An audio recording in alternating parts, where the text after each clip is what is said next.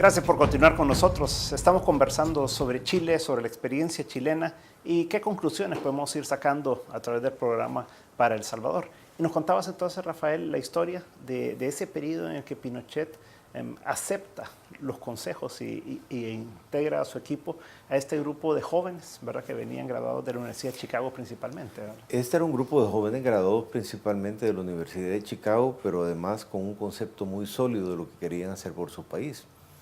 Mucha mística, mucha entrega, mucho deseo de trabajo, cero corrupción, cero prebendas, era gente muy pura. Ahí se diferenciaban del resto de políticos latinoamericanos, digamos, casi sin excepciones. Se meten a trabajar con un concepto importante, ¿verdad? El desarrollo de la economía estaba en función del desarrollo social. El desarrollo económico era para terminar con la pobreza, no era el fin, sino que el medio.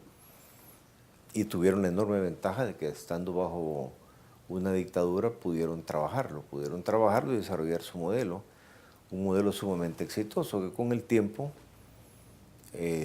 fue asentándose y Chile se fue convirtiendo en el país con ciertas premisas básicas, pues la libertad económica, libertades de todo tipo, apuestas a futuro, innovación, mucho trabajo. Había estrategias sociales que son las de largo plazo y políticas contingentes sociales que son las de ayuda inmediata o los subsidios a los pobres, o los subsidios que eran temporales, exclusivamente para los extremadamente pobres y finitos. Así funciona el subsidio, no con las clases medias. Y las estrategias de largo plazo, la de educación, la de salud, la de vivienda, la de trabajo, la de pensiones, son las que rinden en el largo plazo. Y la economía hacia la exportación y la innovación. Es una historia de éxito. La historia de éxito de Chile realmente se empieza a describir entonces, un modelo muy exitoso. Sale Pinochet del poder y es sucedido por 4 gobiernos de tinte izquierdista, diferentes tipos de izquierda, la socialdemocracia después, la democracia cristiana primero, pero los chilenos, dentro del acuerdo que dice el embajador, tuvieron la sabiduría de no cambiar lo que funcionaba. Lo que funcionaba lo siguieron manteniendo. Tuvieron la suerte de hacerlo y nos lo dijeron, porque estuvieron a trabajar con nosotros en FUSADE muchos años para preparar planes de trabajo y nos dijeron, tuvimos la suerte de hacerlo con una mano dura. Les deseamos suerte en democracia, que es un poco más difícil hacerlo y hasta la fecha no lo hemos logrado hacer. Más bien vamos de mal en peor. Pero los 4 gobiernos seguidos de izquierda mantuvieron los programas esenciales y Chile siguió como un barco que abre sus velas, el viento le pega y avanza prácticamente sin detenerse. Tú dijiste algo que es muy interesante ahora acordándose, esa mística que un grupo de gente encabezada por esta primera horneada de egresados de Chicago, Sergio de Castro, Carlos Cáceres, aunque Carlos creo que no era Sergio La Cuadra, Pablo Arahona, imprimió en un grupo de gente que permitió que después vino otro grupo de Chicago y en general de muchos jóvenes que éramos en esa edad, aunque yo no participé en el gobierno, pero había un lema de que había que ir a hacer el servicio militar. O sea, ahí había que ir al sacrificio y trabajar por el gobierno para sacar el país adelante. Independientemente, yo creo que de cuestiones políticas, en realidad el gobierno de Pinochet fue algo bastante duro para chilenos. Yo me acuerdo, digamos, 15 años con toque de queda en la noche, de distintos horarios, qué sé yo, fue una cosa que hizo mella en las costumbres, por lo menos.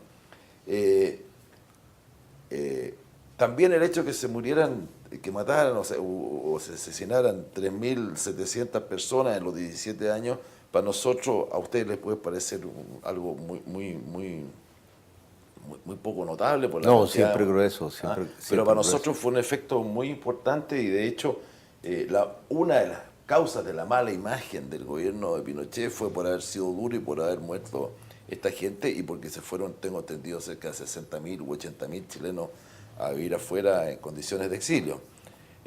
pero recalco esa mística que le dio el hecho de que Pinochet, no al principio de su gobierno, sino que a partir del año 76, o sea, estuvo vitrineando distintos modelos económicos sin éxito, hasta que se comprometió con este grupo de gente de Chicago, encabezada por Sergio de Castro, quienes montaron, como bien decía Rafael, todo un esquema en lo político, en lo social, en las pensiones, en lo económico.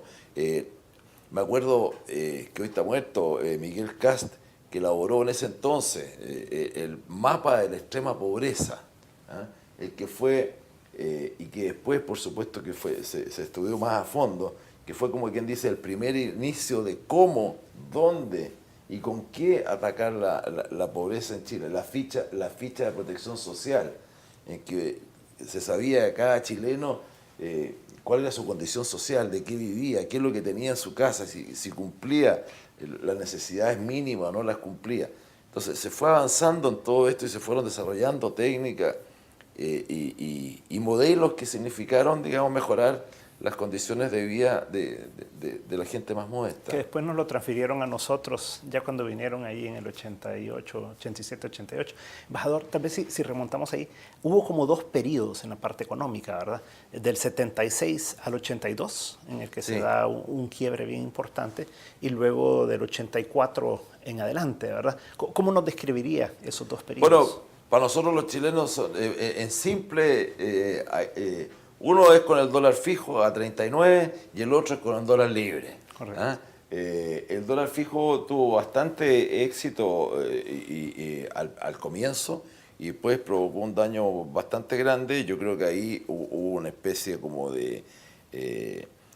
Sergio de Castro no atendió todos los reclamos de la gente y un poco de testarudez en mantener el dólar a 39, lo que significó un deterioro en las condiciones de vida, la casi quiebra de los bancos, cuando el presidente Pinochet soltó, lo que significó que se tuvo que intervenir toda la banca, se tuvo que comprar los pasivos por el Banco Central.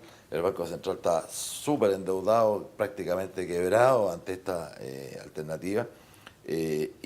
Y posteriormente, a dólar libre, economía libre y un enfoque exportador, o sea, la apertura de Chile al comercio exterior, que significa en cuanto a las importaciones, una liberalización y disminución de las tasas de los aranceles de importación, que estaban en ese momento originalmente como al 20-25%, y que con una escala mensual bajaron al 6% y hoy día están en promedio al 1 y tanto, bueno, después lo conversaremos por los tratados.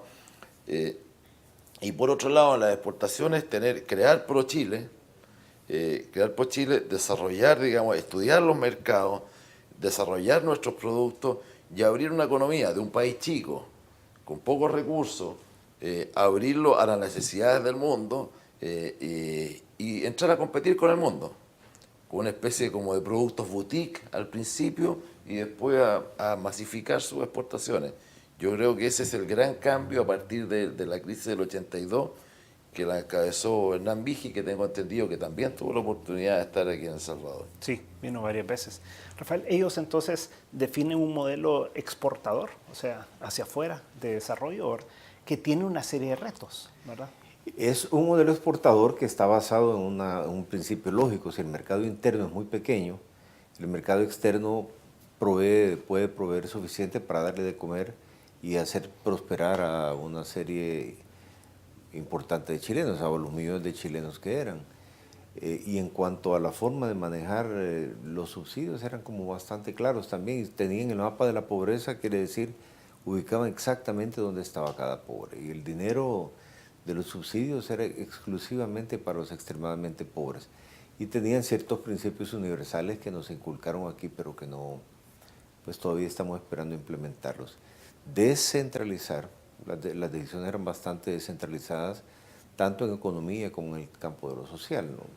El Ministerio de Educación estaba deshecho, y aunque en educación pasaron siempre con el tema de la competencia. La competencia es la que hace que los precios bajen y es la que hace que los precios, no solamente en términos monetarios, los servicios sean mejores.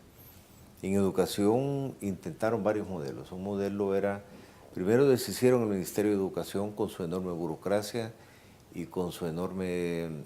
Los sindicatos de maestros siempre son muy fuertes y siempre son los que se oponen a las reformas. Entonces cuenta la Tere Infante, que había sido ministro de Educación, que virtualmente iban cerrando oficinas y les ponían tablas y los clavaban, porque si se deja en el gobierno una oficina abierta se vuelve a llenar al poco tiempo. Entonces deshicieron esa enorme burocracia y fundaron 3 esquemas diferentes. A los profesores que cesaban, por así decirlo, del gobierno, les daban facilidades para que ellos pusieran sus propias escuelas. Y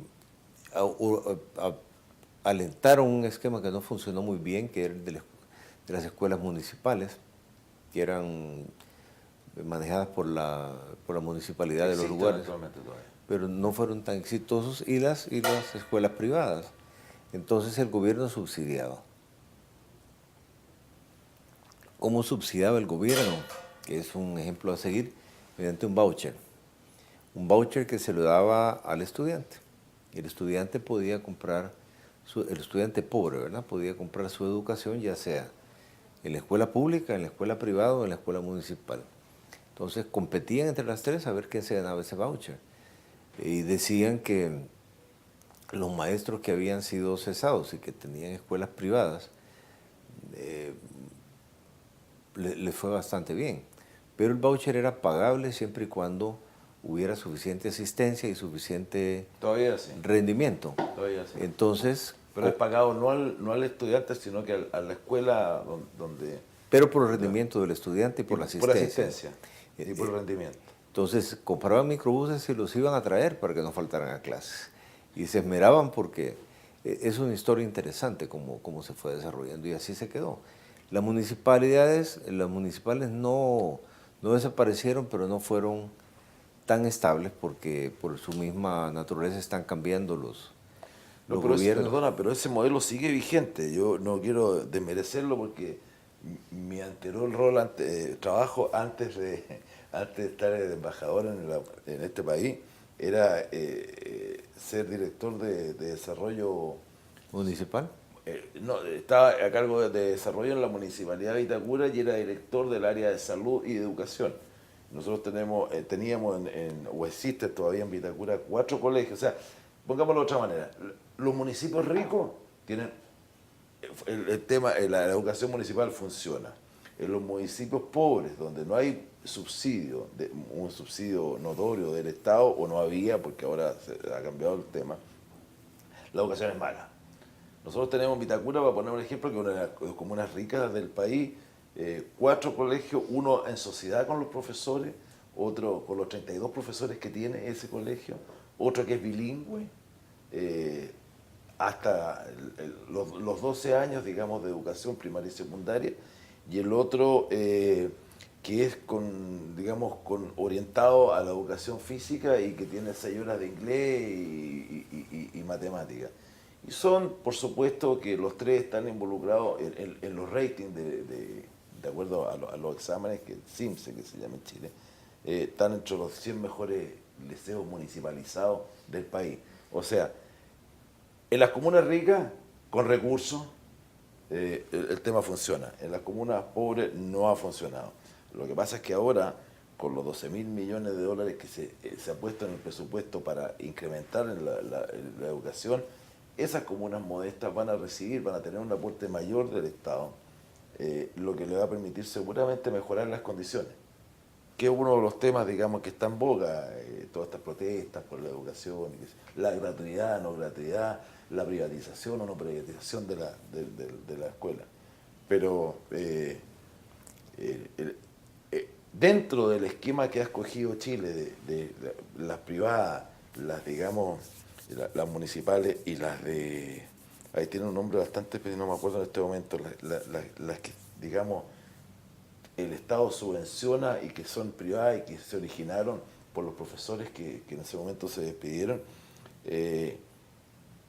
también han sido un poquito cuestionadas, pero también hay buenas y malas, porque la subvención va va orientada obviamente a mejorar las condiciones educativas de los alumnos y no A mantener gremios de maestros.